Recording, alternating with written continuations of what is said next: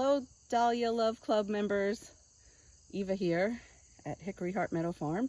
And we're at the time of year where we start making tons of bouquets with all of our beautiful dahlias. And I'm sure it's time for you somewhere in your garden to start doing the same thing. So right here is a bouquet just brought together, except for the one big dahlia I'm going to choose as a front pop. But I wanted to just let you know how I go about personally doing this kind of work, this style of a bouquet. And there's many different styles and ways to do it, but this one today I'm going to tell you about is about storytelling through a bouquet. The way I do it is take some time to look through your garden and really get a feeling for the day. What do you think is going on in your garden? What's the overriding natural time of year? Like here in Northeast Pennsylvania, we're entering autumn, and you could feel the way that the plants are starting to reflect that. There's lots of colors in the trees that are starting to show through. The seed pods are starting to form more regularly. The light is diffused. I feel like there's a richness or heaviness in the air, or in the view of the property here, or this garden.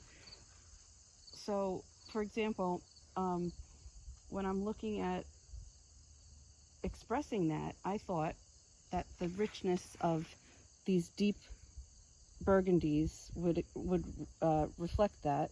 So I started with the idea of first tidying up the garden. Sometimes when you start not knowing where to start for your bouquets, just start tidying up your garden or cultivating an area and take notice of how you're feeling and what the plants are showing you. So we had a huge storm. Come on this way. Jackie can give you a little view of what we've pruned off, and we'll be taking to a workshop. Just hadn't planned on doing it, but the amaranth has fallen over, and we found some amazing pokeweed that's starting to look like lace and bright fuchsia, so we grabbed those. And in doing that, that brought me over to a part of the garden where there were lots of seeds being formed. Like the calendula heads here have been only in several days. They just started to do their seed formation. And I want you to start thinking about texture in a bouquet. Flowers have a certain texture. There's a fragility to it, or a very delicate vibe. Something like this is rough. There's smooth or lacy.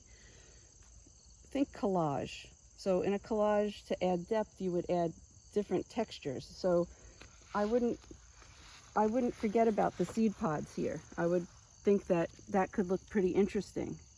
Something to reflect what's going on in your garden. So you could grab one and add it in, because when you bring your bouquet to your table, you're really bringing nature inside. And this time of year in Scandinavian culture, they try to bring warmth into their homes because they know that the sun is going to be very short in the sky. So reflecting what's going on outside when it's dark in your house, where it's usually kind of bright, is a good idea. So it keeps you in tune with nature, and you'll understand why you're feeling different when you're looking at your flowers from your garden. You can remember that it's a phase of nature that's happening right now. This is where the nasturtium are, and you can see they're forming very interesting seed formations here that could be interesting to look at inside and wonder about. Through a bouquet, it's a way to bring your guests or yourself or your children or whoever's living with you into the same thought pattern you might have had, so you can have a conversation around it. So think of it as a conversation starter. Even if you're not using words, you're visually starting inquiry in somebody's mind with a bouquet. That's why I think I would like to add some of this nasturtium, because I know it's like a vining plant, and it could hang over the edge of this bouquet onto the table even, and then it would be something that the people, oops, you want to be gentle, but my hand is full over here. The people who are sitting with you can wonder about it. because it's leading itself onto your table kind of thing.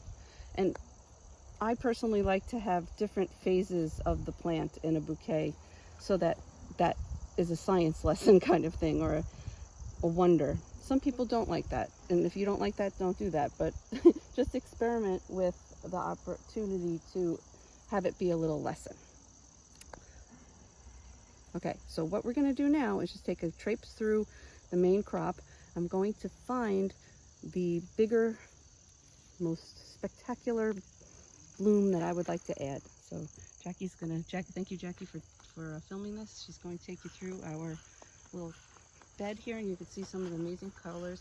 We did do a heavy harvest this morning, so David has lots of flowers inside. These are the ones that are remaining. We spent some time this season labeling all of our dahlia tubers so that we could sell them to you and know which ones they are.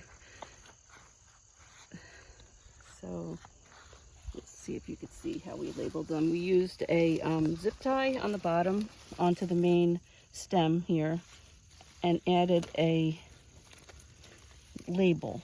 I think this one doesn't have the label yet, but that's the anchor, and I'm going to put a label on it to tell you tell myself which tuber this is. When I dig it out, I can then label it.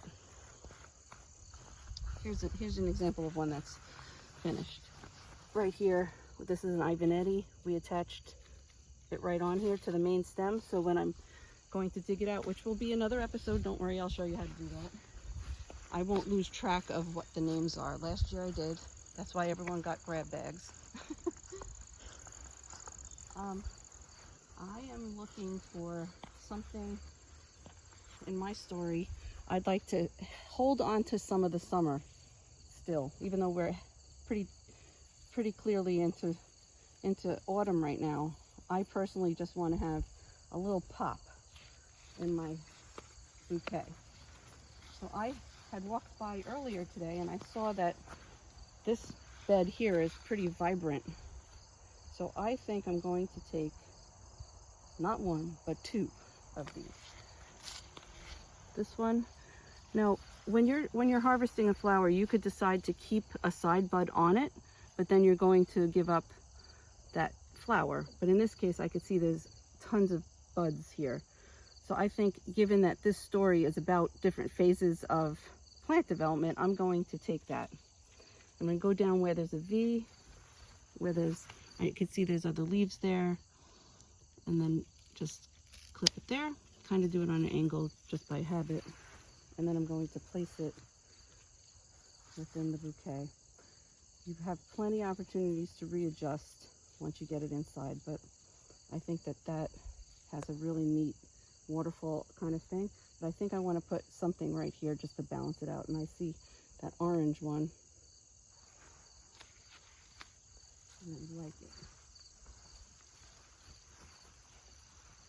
So I am going to take this guy, there we go, and place him right in. There we go. Okay, so also remember, once you take it inside and you put it into a vase, it's going to shape itself up a little bit too, like it falls into place. And don't be afraid to rearrange as the day goes by. If you think of something else and you have time, go back outside, get something else, and just keep in relation to your bouquet, because that keeps you connected to the outdoors and to nature. So that's my take for today, to let you know. And I'll give you another talk about more of a recipe kind of farmer's market bouquet that we need to do to save time, to make sure that we have 20 bouquets to go to market and not spend the whole morning dreaming. But please allow yourself time to dream and enjoy the expression and